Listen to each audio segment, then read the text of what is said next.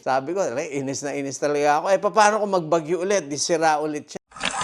So the next day, andun kami sa bahay ni bagyo pa, pinalipas namin yung bagyo. Wala kami magawa. Talagang lahat nung hirap namin, natapon lang, kinain lang nung paglaki ng ilog, tsaka nung ulan. So nangyari nun, the next day, ang daming punong mga tumba. Parang pagkatapos ng bagyo, ma-imagine nyo na lang yung itsura. Lahat kami depressed. Sabi namin, sayang yung hirap natin. Wala tayong naani, pati yung naani namin nung nakaraan, na rin ng bagyo. So, depressed kami. Itong si Garce, dumating. Sabi sa amin, Joey, tala, umpisa na tayo ulit. Mag-prepare na tayo para sa dadaan na planting season. Sabi ko, hindi, ayoko na magtanim. Sabi ko, inis na inis talaga ako. Paano kung magbagyo ulit? Di sira ulit yan. Tiningnan ako ni Garce. Sabi niya, sa tao ang gawa, sa Diyos ang awa.